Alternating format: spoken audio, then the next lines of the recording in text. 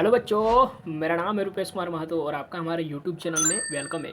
तो बच्चों, आज हम लोग लेकर आ चुके हैं ये बहुत इम्पोर्टेंट सा वीडियो है जहाँ पर हम लोग बात करेंगे क्लास 10 साइंस में। हम लोग बात करेंगे आज कि झारखंड बोर्ड हो चाहे आपका कोई भी बोर्ड हो जहाँ पर आपका हिंदी मीडियम में पढ़ाया जाता है, तो वहाँ पर मैं आपको 80 मोस्ट इंपॉर्टेंट एमसीक्यू क्वेश्चन लेकर आया हूँ। और जैसा कि आपको दिख रहा थंबनेल में कि यही रहेगा एग्जाम में, बिल्कुल हाँ, ये कोई मैं झूठ नहीं बोल रहा, बिल्कुल मैं ऐसा क्वेश्चन उठा करके यहाँ पर लाया हूँ जो आपका प्रीवियस ईयर में भी पूछा गया है और आने वाले एग्जाम में भी पूछे जाने की 100% संभावना है। तो और देखिए, सेम टू सेम आपका एग्जाम में मिल जाएगा। तो जैसे आप क्वेश्चन को अभी पढ़ेंगे, आपका अंदर से विश्वास होने लगेगा कि नहीं, ये क्वेश्चन बहुत इंपॉर्टेंट है और हमको ये क्वेश्चन याद करना चाहिए और तैयारी कर लेना चाहिए ऐसे क्वेश्चंस को। तो चलिए हम लोग वीडियो में शुरू करते हैं, वीडियो को आगे बढ़ाते हैं। तो देख लीजिए, एनुअल एग्जामिनेशन 2024 जो हमारा इंट्रो है, ठीक है। जैक बोर्ड हो चाहे आपका कोई भी बोर्ड हो जहाँ पर हिंदी मीडियम में आपका किताबें हैं, पढ़ाए जाते हैं हिंदी मीडियम में। चलिए देखते हैं सबसे पहला क्वेश्चन। देखिए, और मैं आपको शुरू में ही कहना चाहता हूँ कि मैं किसी भी क्वेश्चन के लिए आपको ऑप्शन नहीं दूंगा यहाँ पर, ठीक है। क्योंकि बहुत बच्चे, मैंने देखा है कि हर साल के बच्चे क्या करते हैं कि क्वेश्चन को वो समझते नहीं है, क्या करते हैं वो खाली ऑप्शन को देख लेते हैं कि ये 4 गो ऑप्शन है और इस क्वेश्चन का आंसर ऑप्शन नंबर सी में जो लिखा है वो होगा, और डिट्टू एग्जाम में वही भिड़ता है। तो बच्चे क्या करते हैं, आंसर नहीं याद करते, वो ऑप्शन याद कर लेते हैं, समझ रहे ना। तो इसलिए मैं ऐसा नहीं होने देना चाहता हूँ और मैं आपको क्वेश्चन के साथ साथ आंसर को याद कराता चलूँगा। हाँ, तो सबसे पहला क्वेश्चन कि उस उत्तल दर्पण की फोकस दूरी ज्ञात करना है जिसकी वक्रता त्रिज्या 32 सेंटीमीटर दिया है। तो चलिए सबका आंसर भी मैं बताता चलूँगा ताकि आपको हर क्वेश्चन का आंसर मिल जाए। तो इसका आर दे दिया है, आर वक्रता त्रिज्या दे दिया है 32 सेंटीमीटर। इसका फोकस दूरी आपको निकालना है। तो फोकस दूरी एफ बराबर होता है R/2, यानी 32 का आधा 16। तो इसका आंसर हो जाएगा 16 सेंटीमीटर फोकस दूरी। चलिए हो गया। अगला क्वेश्चन लिखा है कि 2H2 और O2 को जब जोड़ेंगे तो 2H2 बनेगा, बिल्कुल सही है। तो अभिक्रिया का पहचान करने की ये किस प्रकार की अभिक्रिया है, तो ये आपका संयोजन अभिक्रिया है। कौन सा अभिक्रिया है? संयोजन अभिक्रिया है। तो ये क्वेश्चन हो गया। तो अगला क्वेश्चन है कि मानव नेत्र में किस प्रकार का लेंस रहता है। जी हाँ, तो मानव नेत्र में उत्तल लेंस रहता है, मानव नेत्र में उत्तल लेंस रहता है। अगला क्वेश्चन है कि संतरा में कौन सा अम्ल पाया जाता है। तो संतरा हो चाहे नींबू हो चाहे कोई भी खट्टा पदार्थ हो, ठीक है, जिसमें क्या पाया जाता है, साइट्रिक अम्ल, सिट्रिक अम्ल क्या पाया जाता है, सिट्रिक अम्ल। अगला क्वेश्चन देख लेते हैं, विद्युत धारा को किस यंत्र से मापा जाता है, विद्युत धारा को किस यंत्र से मेजर किया जाता है। तो इसका आंसर हो जाएगा ए मीटर, ए मीटर। अगला क्वेश्चन है, एक अधातु का नाम बताना है जो द्रव अवस्था में पाई जाती है। हाँ, तो इस पर ध्यान दीजिए कि यदि अधातु पूछेगा, क्या पूछेगा, इस शब्द पर ध्यान दीजिए। अगर अधातु पूछा और जो द्रव अवस्था में, तो उसका आंसर होगा ब्रोमीन, ब्रोमीन। और अगर यहाँ पर धातु पूछ दिया, अ को हटा दिया यानी धातु पूछ दिया, तब इस, और वो भी द्रव अवस्था में, तब उसका आंसर हो जाएगा पारा। और पारा का एक और नाम है मरकरी, मरकरी, ठीक है। चलिए ये भी हो गया। तो इस तरह से आपको हर क्वेश्चन का अगर रिलेटेड क्वेश्चन मिल रहा है तो उसको भी याद करते चलिए, ताकि आपका कोई भी क्वेश्चन उस टॉपिक से रिलेटेड पूछे तो आप उसका आंसर देने के सक्षम है।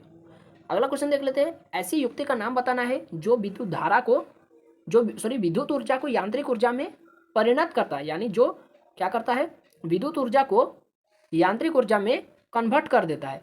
तो इसका आंसर क्या हो जाएगा, विद्युत मोटर, क्या हो जाएगा, विद्युत मोटर। अगला क्वेश्चन, प्रकार्यात्मक समूह COOH का नाम बताना है। तो ये जो प्रकार्यात्मक समूह है, जिसको फंक्शनल ग्रुप कहा जाता है या फिर क्रियात्मक समूह भी कहा जाता है, तो ये जो COOH है, ये आपका कार्बोक्सिलिक अम्ल का है। क्या है, कार्बोक्सिलिक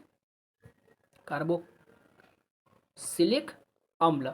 ये जो आपका प्रकार्यात्मक समूह COOH है, ये आपका कार्बोक्सिलिक अम्ल का है। वहीं देखिए, प्रकार्यात्मक समूह आपका टोटल 4 रहता है। क्या क्या रहता है, एक रहता है अल्कोहल, अल्कोहल जिसका प्रकार्यात्मक समूह रहता है OH। एक रहता है एल्डिहाइड जिसका प्रकार्यात्मक समूह रहता है CHO। एक रहता है कीटोन जिसका प्रकार्यात्मक समूह रहता है CO। और एक रहता है कार्बोक्सिलिक अम्ल जिसका प्रकार्यात्मक समूह COOH रहता है, ठीक है। उसके बाद हैलोजन रहता है जिसमें आपका क्लोरीन, फ्लोरीन, ब्रोमीन ये सब आ जाएगा। तो इतना आपको याद करके रखना है। नेक्स्ट देखते हैं सौर पैनल बनाने में किस धातु का उपयोग किया जाता है। तो इसका आंसर हो जाएगा, सही आंसर होगा सिलिकॉन। अगला क्वेश्चन देख लेते हैं, आवर्त सारणी के उदग्र स्तंभों को क्या कहते हैं। आवर्त सारणी यानी पीरियोडिक टेबल में स्तंभ को क्या कहते हैं। स्तंभ जो इस तरह से लाइन रहता है तो उसको हम लोग बोलते हैं समूह। क्या बोलते हैं, समूह। इंग्लिश में इसको क्या बोलते हैं, ग्रुप्स। चलिए, और कितने टोटल कितने ग्रुप होते हैं पीरियोडिक टेबल में। पीरियोडिक टेबल में टोटल 7 ग्रुप होते हैं, ये भी आपको याद रखना है। अगला देख लेते हैं, किसी शब्दकोश के छोटे अक्षरों को पढ़ने के लिए आप किस लेंस का उपयोग करेंगे। यानी कोई भी डिक्शनरी हो जिसमें छोटे छोटे शब्द लिखे जाते हैं, उसको पढ़ने के लिए आप उत्तल लेंस का यूज करते हैं, आप उत्तल लेंस का यूज करते हैं। ठीक है, अगला देख लेते हैं। अगला क्वेश्चन है कि निम्नलिखित अभिक्रिया का नाम लिखना है कि ये जो अभिक्रिया है ये किस प्रकार का अभिक्रिया है। जहाँ पर आपका दिया हुआ है AB + CD AD + BC बन रहा है या फिर CB बन रहा है। तो यहाँ पर देखिए कि A के साथ जो B है, अब उधर जाकर ये C के साथ B बन गया, और वो जो C के साथ D है इधर आकर A के साथ D बन गया, यानी दोनों एक दूसरे के स्थान को चेंज कर दिए, परिवर्तन कर दिए। तो इस प्रकार की अभिक्रिया को क्या कहते हैं, द्विविस्थापन अभिक्रिया। क्या कहते हैं, द्विविस्थापन अभिक्रिया। द्विविस्थापन अभिक्रिया कहते हैं। अभिक्रिया टोटल 4-5 प्रकार का होता है, जिसमें आपका नंबर 1 होता है संयोजन अभिक्रिया, नंबर 2 होता है वियोजन अभिक्रिया, नंबर 3 होता है आपका विस्थापन अभिक्रिया, 4 रहता है द्विविस्थापन अभिक्रिया, 5th रहता है आपका उपचयन, और 6th रहता है आपका अपचयन अभिक्रिया। और उपचयन और अपचयन अभिक्रिया को दोनों को साथ साथ क्या कहते हैं, रेडॉक्स अभिक्रिया। तो ये सारा चीज़ आपको याद रखना है। अगला देख लेते क्वेश्चन, मानव नेत्र के उस भाग का नाम बताना है जिस पर किसी वस्तु का प्रतिबिंब बनता है। तो मानव नेत्र के किस भाग पर प्रतिबिंब बनता है, तो मानव नेत्र के रेटिना पर प्रतिबिंब बनता है। क्लियर हो गया। अगला देखते हैं, देखिए कठोर जल को मृदु बनाने में, यानी ठोस जल है, कठोर जल है, उसको मृदु यानी कोमल बनाने में किस सोडियम यौगिक का उपयोग किया जाता है। तो इसका सही आंसर होगा Na2CO3 यानी सोडियम कार्बोनेट का उपयोग किया जाता है। अगला क्वेश्चन देख लेते हैं, किसी विद्युत परिपथ में 2 बिंदुओं के बीच विभवांतर मापने के लिए वोल्टमीटर को किस प्रकार से संयोजित किया जाता है। तो आपको हमेशा से याद रखना है, वोल्टमीटर को किसी भी परिपथ में हमेशा से पार्श्व क्रम में संयोजित किया जाता है, पार्श्व क्रम में, या फिर इसको समांतर क्रम भी कहते हैं। इसको क्या कहते हैं, इसको समांतर क्रम भी कहते हैं। तो पार्श्व क्रम या फिर समांतर क्रम में इसको जोड़ा जाता है, किसको, वोल्टमीटर को। अगला क्वेश्चन देख लेते हैं, तांबा और जस्ता के मिश्र धातु को क्या कहते हैं। तो तांबा और जस्ता को एक और नाम क्या है, जिंक। इंग्लिश में इसको जिंक कहते हैं। तो ताजी, तो इसका सही आंसर होगा पीतल। देखिए पी तो से तांबा, पी से पीतल, और तो से तांबा और पीतल, और जौ से जिंक, यानी इसका जो ट्रिक है ये वाला, पीतल से तांबा और जिंक, पीतल बना होता है तांबा और जिंक से। देखिए इसका ट्रिक है पीतल, देखिए यहीं से याद हो जाएगा आपका, 3 गो चीज़ याद हो जाएगा। पीतल किसका किसका मिश्रण है, तांबा और जिंक का, जड़न लिख देते जिंक। और आपका कांसा मिश्रण है आपका किसका किसका, तांबा और टीन का। टीन को एसन लिखा जाता है, एसन टीन। और आपका किसका है, तो तांबा आपका पीतल तांबा और जिंक का मिश्रण है, कांसा आपका तांबा और टीन का मिश्रण है, कांसा कोटी, ठीक है। और पीतल पिताजी, और सोल्डर सिटी, सोल्डर। तो सोल्डर जो है ना वो किसका किसका मिश्र धातु है, मतलब किसका किसका मिश्रण है। सोल्डर जो आपका मिश्र धातु है ये आपका सिटी यानी सिल्वर यानी चांदी, सोल्डर सिटी। तो सिल्वर और टी यानी सिटी, फिर एसन टीन। तो सिल्वर और टीन का मिश्रण है, ठीक है। चलिए आगे देखते हैं, विद्युत परिपथों तथा साधित्रों में सामान्यतः उपयोग होने वाले एक सुरक्षा उपाय का नाम लिखना है। तो आपने देखा होगा कि घर के परिपथों में जो आपका सुरक्षा युक्ति यूज किया जाता है वो आपका फ्यूज रहता है, विद्युत फ्यूज। तो फ्यूज को अगर निकाल देंगे तो घर का जितना भी सर्किट रहता है सब बंद हो जाता है। तो एक तरह से सुरक्षा युक्ति के रूप में काम करता है फ्यूज। और यदि और फ्यूज में एक बहुत लचीलापन मतलब बहुत कम लचीलापन आपका ये जो बहुत लचीलापन आपका ये एक तार रहता है जो लघु पतन या शॉर्ट सर्किट होने पर क्या होता है वो तार टूट जाता है और घर का जितना भी सामान है वो आपका ख़राब होने से या फिर क्या कहते हैं उसको फ्यूज होने से मतलब क्या कहते हैं वो जो ख़राब होने से बच जाते हैं। अगला देख लेते हैं कि एल्केन का सामान्य सूत्र बताना है। तो आपका एग्जाम में पूछेगा एल्केन, एल्कीन और अल्काइन, ये तीन चीज़ का सामान्य सूत्र आपको पूछ सकता है। तो एल्केन का सामान्य सूत्र होता है CnH2n+2 और एल्कीन का सामान्य सूत्र होता है CnH2n और अल्काइन का सामान्य सूत्र होता है CnH2n-2। तो ये तीनों आपको याद रखना है। अगला क्वेश्चन देख लेते हैं, पवन चक्की से उपयोगी ऊर्जा प्राप्त करने के लिए पवन का न्यूनतम वेग कितना होना चाहिए? Most important question. तो पवन ऊर्जा अगर आप प्राप्त करना चाहते हैं पवन चक्की का उपयोग करके, तो उस समय उस जगह पर पवन का जो न्यूनतम वेग होना चाहिए वो 15 किलोमीटर प्रति घंटा होना चाहिए। यानी उस जगह पर हवा 15 किलोमीटर प्रति घंटा की रफ्तार से चलना चाहिए, तभी आप वहाँ पर पवन ऊर्जा प्राप्त कर सकते हैं। अगला क्वेश्चन देख लेते हैं, आवर्त सारणी के प्रथम आवर्त में कितने तत्व है? तो आवर्त सारणी का आवर्त से भी यानी प्रथम आवर्त चाहे सेकंड आवर्त, यानी प्रथम आवर्त का कहने का मतलब है कि पहला जो ये इस तरह से जो रहता है ये वाला, तो इसको क्या कहते हैं? आवर्त कहते हैं। और इस तरह लाइन को क्या कहते हैं? समूह कहते हैं। ठीक है, तो इस तरह जो पहला लाइन में कितना आपका ये रहता है तत्व रहता है, तो पहला लाइन में केवल दो ही को तत्व रहता है, एक तत्व रहता है, एक हाइड्रोजन और एक हीलियम। फिर दूसरा लाइन में दूसरा आवर्त में कई गो तत्व रहता है? दूसरा आवर्त में रहता है आपका 8 गो। ठीक है, तीसरा आवर्त में 8 गो, चौथा आवर्त में 18 गो। इस तरह से आपका ये आपको याद रखना है। देखिए ये वाला याद रखना है, 2, 8, 8, 18, ये सब आपको याद रखना है।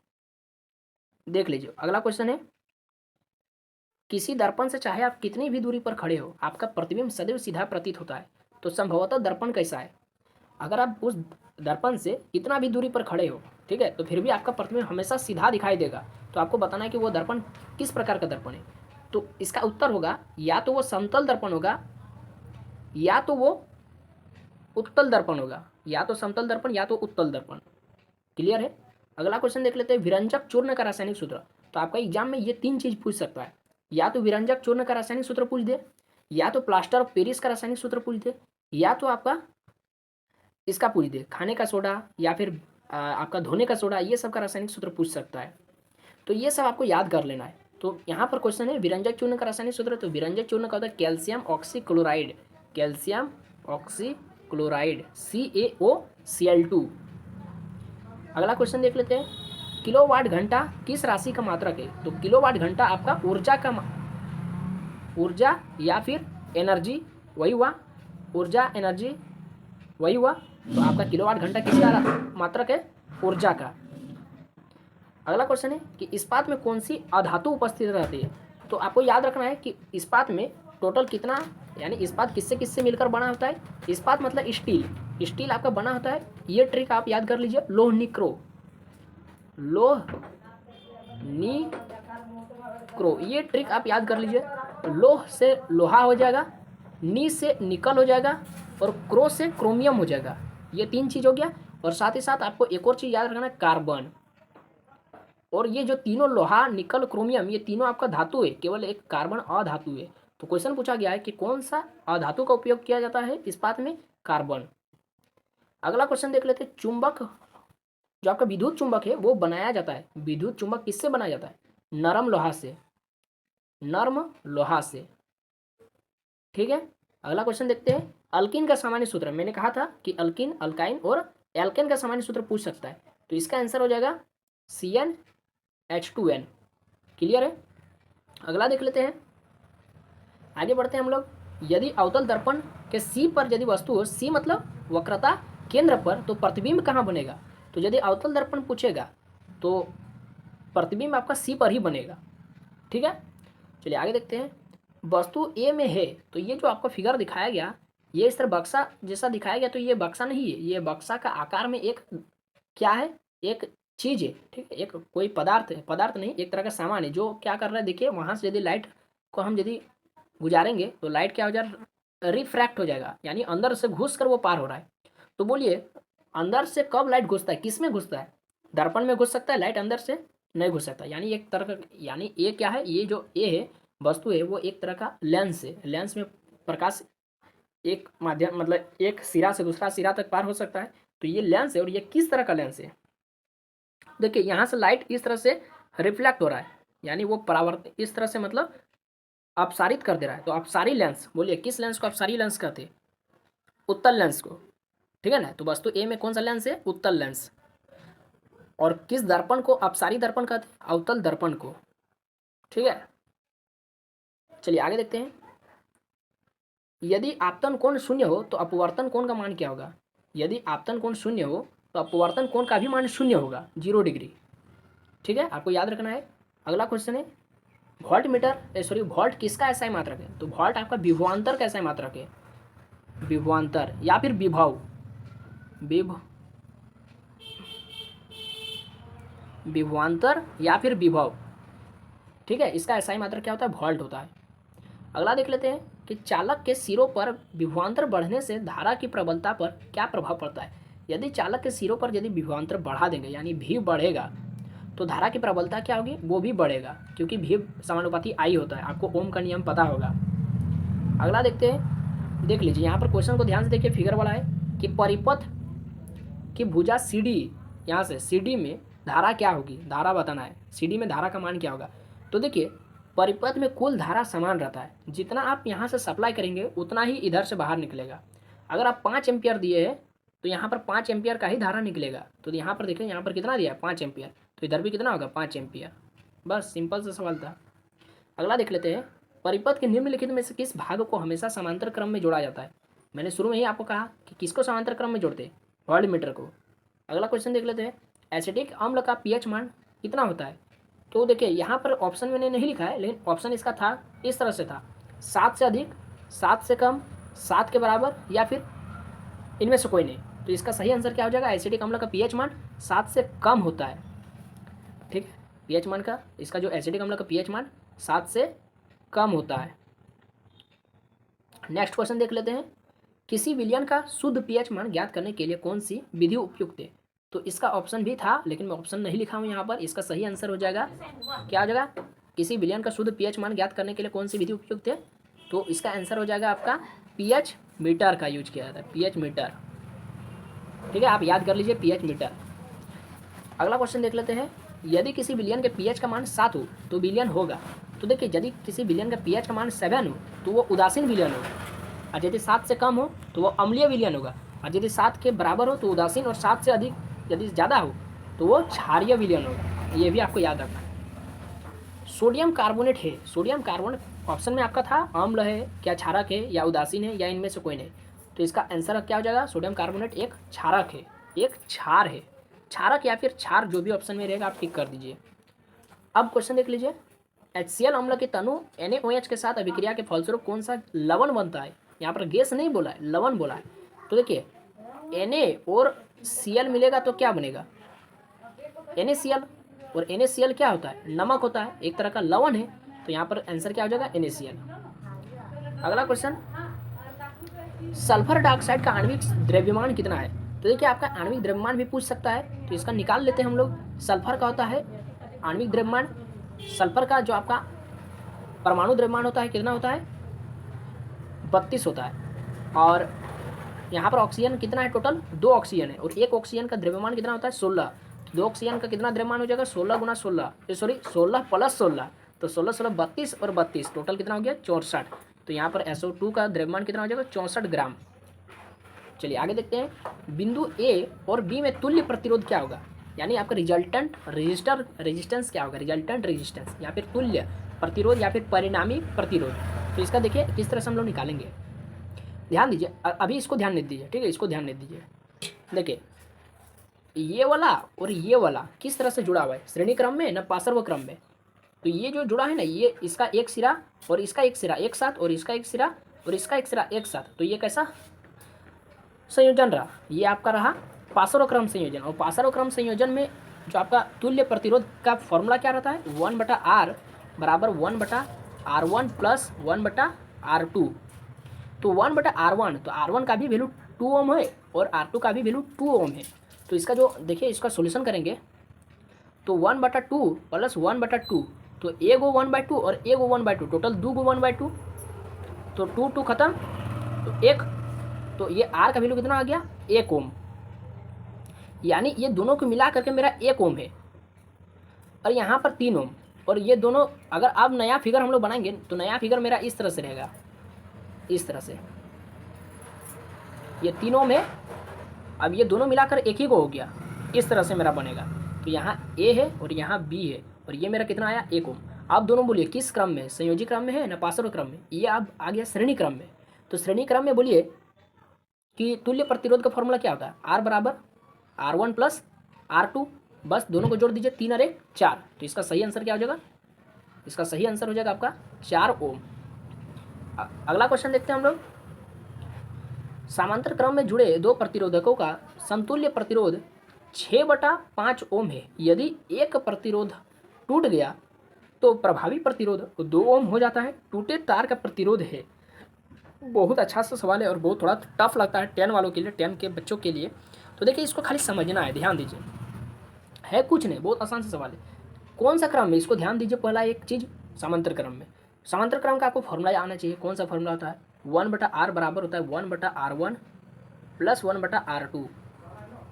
प्रतिरोधकों का समतुल्य प्रतिरोध 6/5 है, यानी 1/R में ये R का वैल्यू दे दिया आपको 6/5, तो 1/6/5, तो ये 5 को उलट कर वो उधर चल जाएगा, यानी 5/6 हो जाएगा।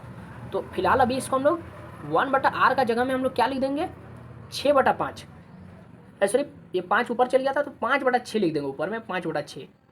ठीक है, समझ में आ गया कैसे हम लोग किए।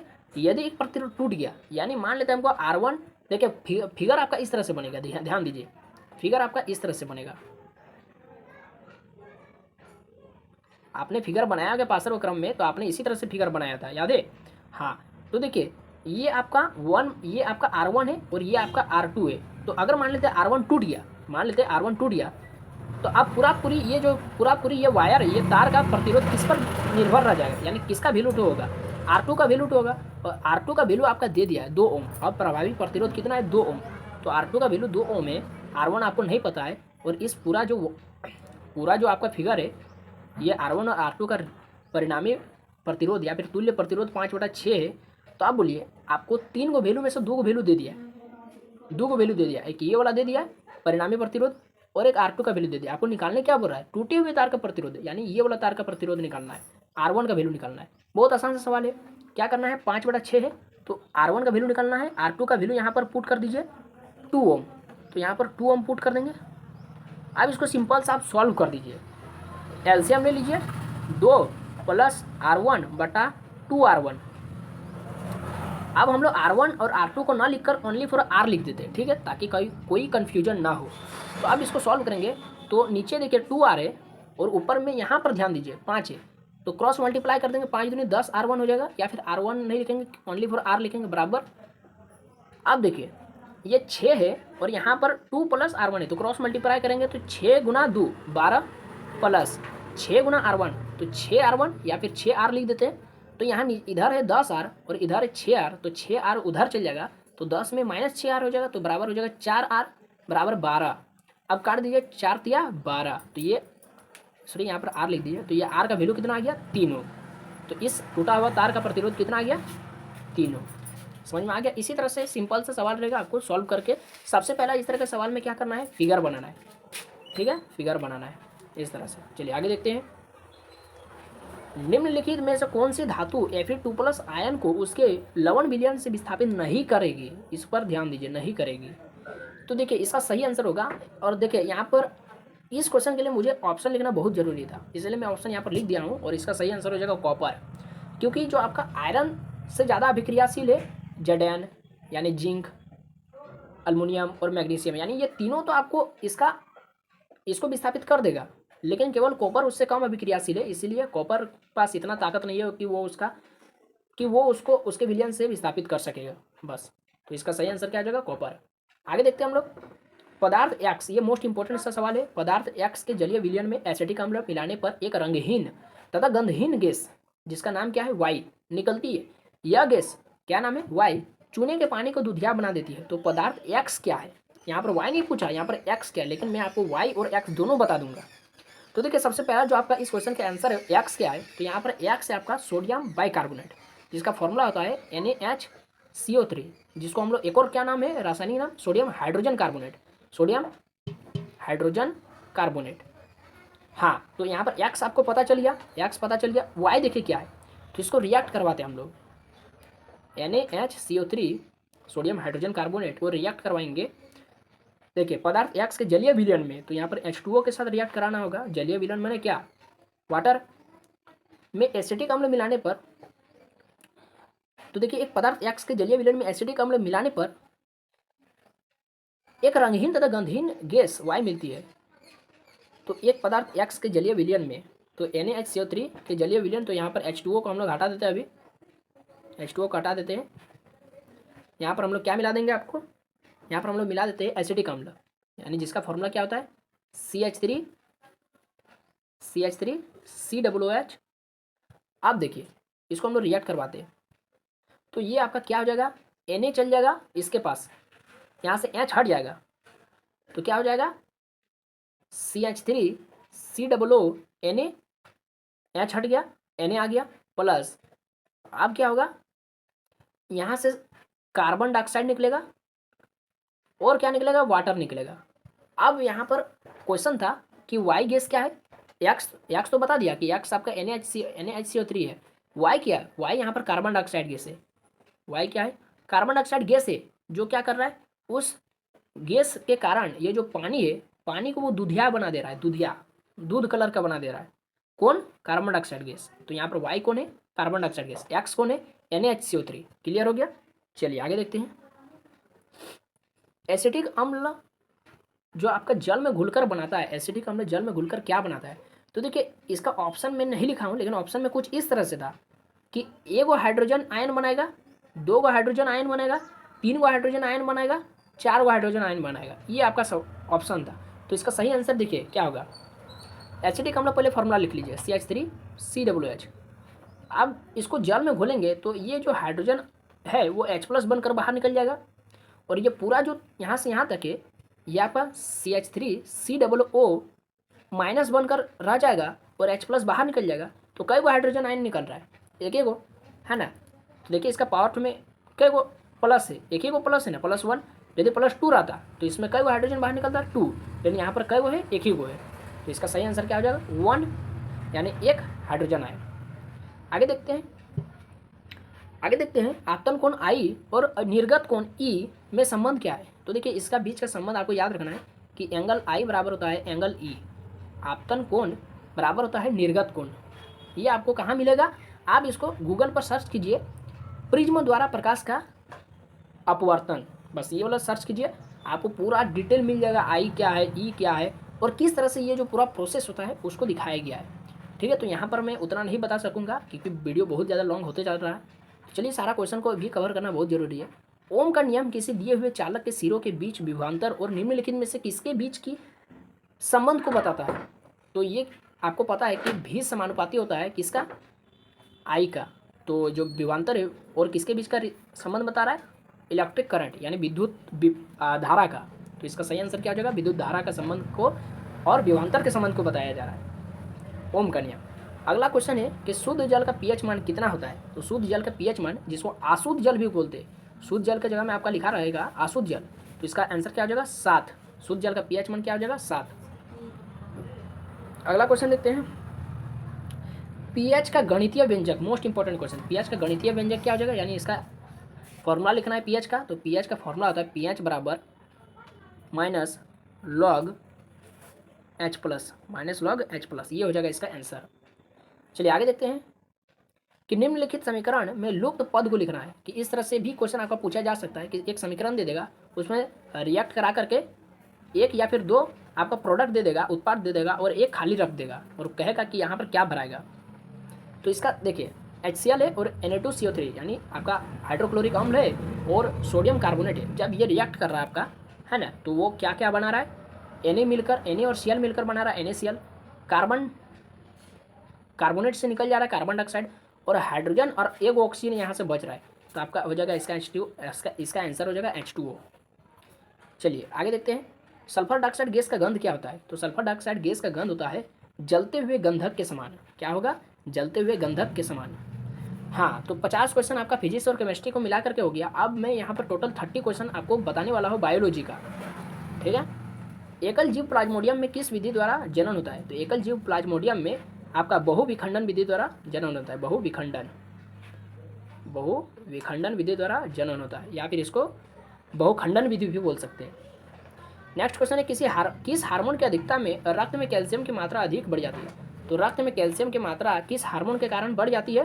तो इसका सही आंसर हो जाएगा पैराथायरॉयड हार्मोन के कारण, पैराथायरॉयड हार्मोन के कारण। नेक्स्ट क्वेश्चन है, किसी एक उभयलिंगी जंतु का नाम लिखना है। तो इसका सही आंसर हो जाएगा, किसी एक उभयलिंगी जंतु का नाम। देखिए टोटल मैं 2 को बता रहा हूँ, आप 2 को में से कोई भी याद कर लीजिए। एक हो जाएगा कॉकरोच, ठीक है, एक क्या हो जाएगा कॉकरोच, और दूसरा हो जाएगा आपका केचुआ, ठीक है, दूसरा हो जाएगा केचुआ। आप दोनों में से कोई भी याद कर लीजिए, दोनों इसका आंसर है। आगे देख लेते हैं कि प्रोटीन के यौगिकों के संश्लेषण के लिए कौन सा तत्व अनिवार्य है? तो जी हाँ, इसका सही आंसर हो जाएगा नाइट्रोजन। नाइट्रोजन बहुत ज़्यादा अनिवार्य है प्रोटीन का संश्लेषण के लिए, नाइट्रोजन। आगे देखते हैं, समान जीव संरचना वाले जीवों को क्या कहते हैं? तो समान जीव संरचना वाले जीवों को क्या कहते हैं? समयुग्मजी कहते हैं। चलिए ये हो गया। आगे देखते हैं, गुणसूत्र XY तथा XX किन नामों से जाने जाते हैं? तो इसका सही आंसर हो जाएगा लिंग गुणसूत्र। क्या हो जाएगा? लिंग गुणसूत्र। ये भी हो गया। आगे देखते हैं, परागनलिका का बीजांड की ओर वृद्धि करना किस प्रकार का अनुवर्तन है? तो इसका सही आंसर हो जाएगा रसायनुवर्तन।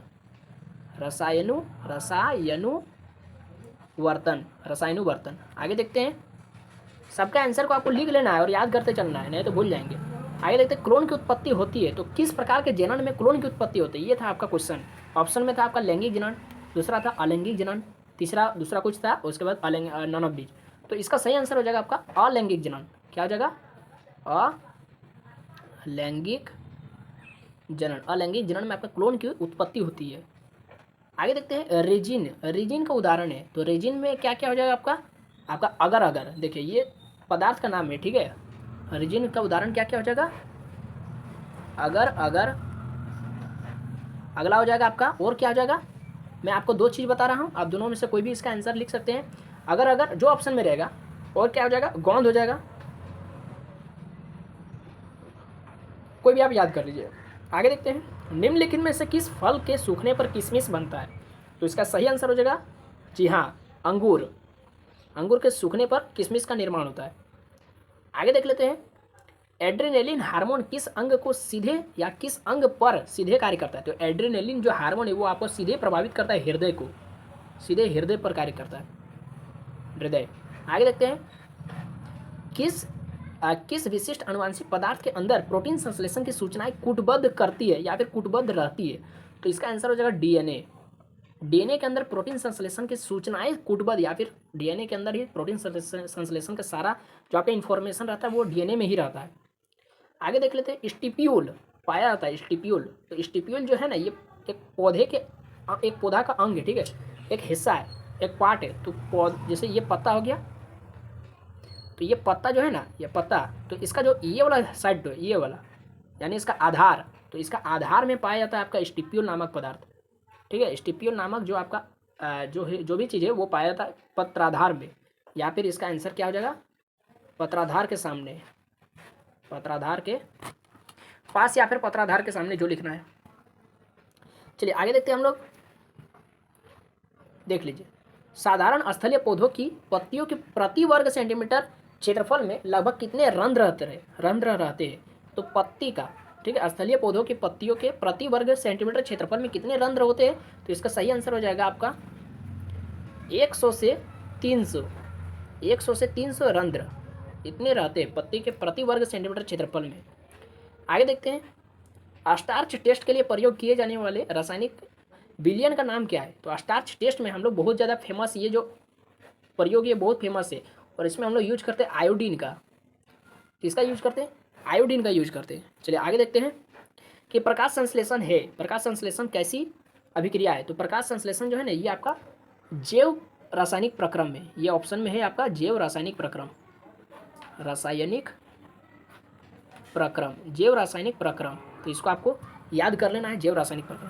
अब देख लीजिए, एक बहुत ही अच्छा सा सवाल आ रहा है कि प्रकाश संश्लेषण के समय जो आपका ऑक्सीजन निकलता है वो कहाँ से निकलता है ना, उसका स्रोत क्या है। तो वो निकलता है आपका जल से, H2O, जल से निकलता है।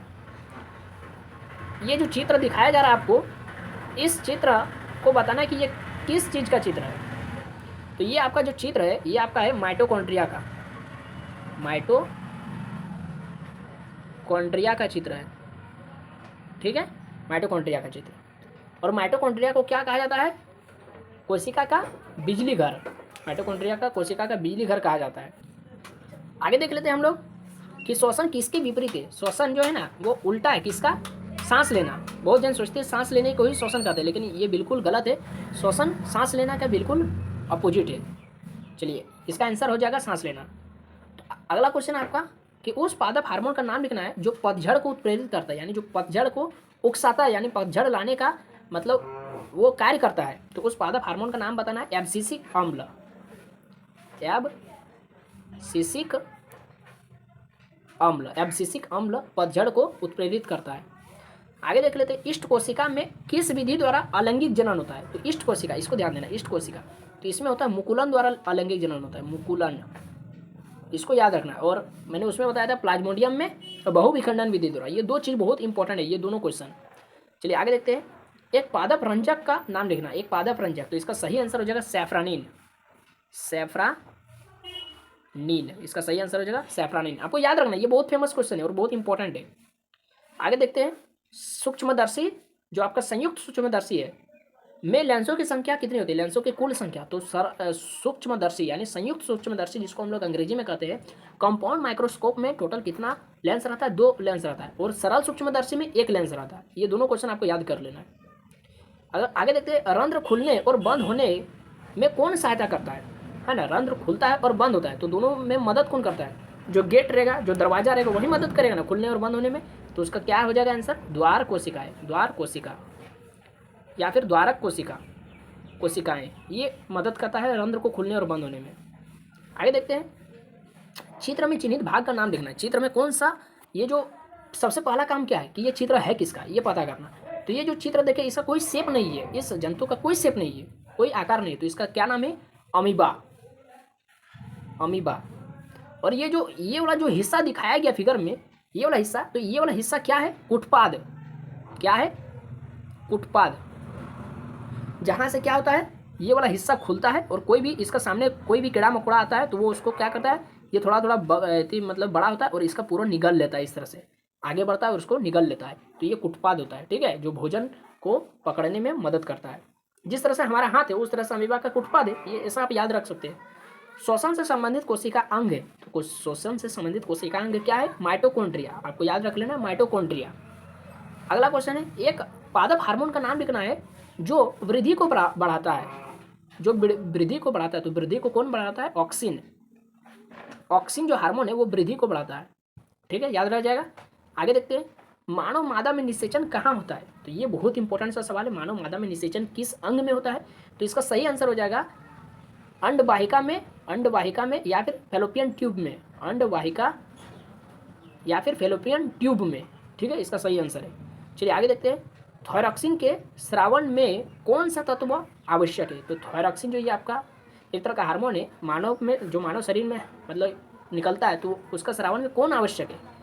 इसका सही आंसर हो जाएगा आयोडीन। अगर आपके शरीर में आयोडीन की कमी हो जाएगा तो इस हार्मोन पर कोई नियंत्रण नहीं होगा। चलिए आगे देखते हैं, इंसुलिन हार्मोन की अधिकता से रक्त में ग्लूकोज स्तर पर क्या प्रभाव पड़ेगा, है ना। तो अगर इंसुलिन का कमी हो जाएगा तो आपको मधुमेह नामक रोग हो जाएगा, है ना। तो मधुमेह में होता क्या है कि ग्लूकोज का स्तर जो है ना गिर जाता है, डाउन हो जाता है, ग्लूकोज स्तर की कमी हो जाती है इंसुलिन हार्मोन की बढ़ने से। यदि इंसुलिन हार्मोन बढ़ जाएगा तो ग्लूकोज कम हो जाएगा आपके शरीर में, आपके रुधिर में, रक्त में। तो ये हो गया आपका टोटल 80 MCQ क्वेश्चन जो आपका क्लास 10 बोर्ड एग्जाम के लिए, कोई भी बोर्ड के हो आप, इंपॉर्टेंट है, ठीक है। तो क्या करना है आपको, ये 80 का 80 क्वेश्चन को आपको याद करना है। इसका पीडीएफ मैं आपको टेलीग्राम ग्रुप में सेंड तो कर ही दूंगा, आप वहाँ से डाउनलोड कर लेंगे। और क्या करेंगे, इसको प्रत्येक क्वेश्चन को आपको लिख लेना है अपना कॉपी में, और इसका आंसर जिस तरह में से मैंने आपको बताया लिख लेना है और इसको याद कर लेना है, ताकि आपका एग्जाम में ये सारे के सारे आपको भिड़ने वाले हैं। आप कोई मजाक नहीं सोचिए, बहुत इंपॉर्टेंट सवाल है, ठीक है। और ये सारे क्वेश्चन को आपको कर लेना है, अच्छा से तैयारी कर लेना है। तो बस इस वीडियो को हम लोग यहीं पर ख़त्म करते हैं। ये वीडियो आपको कैसा लगा हमको कमेंट बॉक्स में जरूर बताएं। वीडियो अच्छा लगा तो लाइक करना है, शेयर करना है और अपने दोस्तों में वीडियो के लिंक को फैला देना है और हमारे चैनल के साथ बने रहना है। इसके लिए आप हमारे चैनल को सब्सक्राइब कर लीजिए, ताकि आने वाली वीडियो भी आपको जल्दी से मिल जाए। तो बस वीडियो इतना ही, फिर मिलते हैं किसी नए वीडियो में। जय हिंद, वंदे मातरम।